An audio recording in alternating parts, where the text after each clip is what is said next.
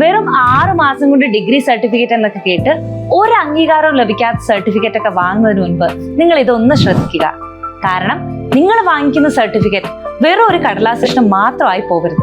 PSC UGC അംഗീകാരത്തോടു കൂടി ഒരു കേന്ദ്ര ഗവൺമെന്റ് ഡിഗ്രിയാണ് നമ്മൾ നേടിയെടുക്കേണ്ടത്. ഏറ്റവും ലളിതമായ പഠന രീതിയിലൂടെ പ്രായപരിധിയില്ലാതെ കേരളത്തിൽ എവിടെയിരുന്നും പരീക്ഷ എഴുതി BA, BCom, DBA, BSW എന്ന കോഴ്സുകളുടെ ഡിഗ്രി സർട്ടിഫിക്കറ്റ് കരസ്ഥമാക്കാം ബാസ് സ്റ്റഡി സെന്ററിലൂടെ. Join now. ഹായ് എവരിവൺ, ബാസ് ഡിസ്റ്റൻസ് ഡിഗ്രിയുടെ മറ്റൊരു വീഡിയോയിലോട്ട് സ്വാഗതം. അപ്പോൾ ഇന്നത്തെ വീഡിയോയിൽ നമ്മൾ ഡിസ്കസ് ചെയ്യാൻ പോകുന്നത് ശ്രീനാരായണ ഗുരു ഓപ്പൺ യൂണിവേഴ്സിറ്റിയുടെ സെമസ്റ്റർ വൈസ് എക്സാംസ്, അതായത് 27-28 ദിവസങ്ങളിൽ നടക്കാനിരുന്ന എക്സാംസ് നമുക്ക് മാറ്റിവെച്ചിട്ടുണ്ടായിരുന്നു. അപ്പോൾ മലയാളത്തിന്റെ ഇനി പുതുക്കിയിട്ടുള്ള ദിവസങ്ങൾ, ഏതൊക്കെ ദിവസങ്ങളിലാണ് ഇനി എക്സാം വരുന്നത് എന്നുള്ള കാര്യങ്ങളാണ് ഇന്നത്തെ വീഡിയോയിലോട്ട് ഡിസ്കസ് ചെയ്യുന്നത്. അപ്പോൾ ഡീറ്റെയിൽ വീഡിയോയിലോട്ട് പോവാം.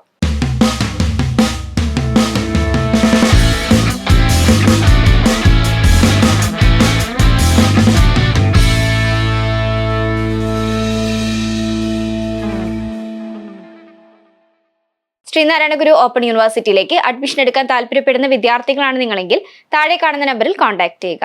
അപ്പോൾ നമ്മൾ പറഞ്ഞതുപോലെ തന്നെ ശ്രീനാരായണ ഗുരു ഓപ്പൺ യൂണിവേഴ്സിറ്റിയുടെ മലയാളത്തിന്റെ എക്സാം ഡേറ്റ് 27-28 ദിവസങ്ങളിലെ എക്സാം നമുക്ക് മാറ്റിയിട്ടുണ്ടായിരുന്നു. അപ്പോൾ പുതുക്കിയ ദിവസങ്ങൾ ഏതൊക്കെയാന്നുള്ളത്, അല്ലെങ്കിൽ പുതുക്കിയ ഡേറ്റ് ഇനി നമുക്ക് വരുന്നത് 26/7/2026 1/8/2026 ഇനിയുള്ള ദിവസങ്ങളിലെ എക്സാം ഉണ്ടായിരിക്കുക. അപ്പൊ നമുക്ക് ഒരുപാട് ദിവസങ്ങൾ കിട്ടുന്നുണ്ട് നിങ്ങൾക്ക് പഠിക്കാനായിട്ട്.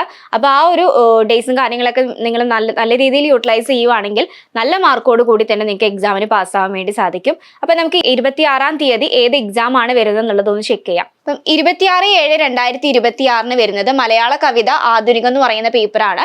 അതുപോലെ തന്നെ 1/8/2026 കേരള ചരിത്രം പ്രാചീന മധ്യകാലം എന്ന് പറയുന്ന പേപ്പറാണ്.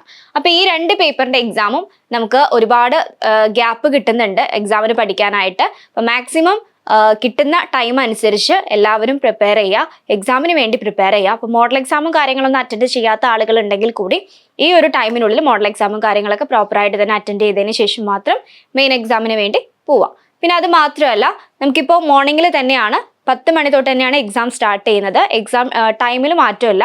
അപ്പം ഡേറ്റിലാണ് നമുക്ക് ഈ ഒരു മാറ്റം വന്നിരിക്കുന്നത്. അപ്പോൾ ടൈം സെയിം തന്നെയാണ്. അപ്പം എല്ലാവരും പ്രോപ്പറായിട്ട് തന്നെ എക്സാം എഴുതുക. അപ്പോൾ ഈ ഒരു എക്സാം ഡേറ്റുമായി ബന്ധപ്പെട്ട് ഇനി എന്തെങ്കിലും സംശയങ്ങളോ കാര്യങ്ങളോ ഉണ്ടെങ്കിൽ നിങ്ങൾക്ക് താഴെ കമൻറ്റ് ചെയ്യാവുന്നതാണ്. അപ്പോൾ ഇതുപോലുള്ള യൂസ്ഫുൾ വീഡിയോയുമായി വീണ്ടും കാണാം. താങ്ക്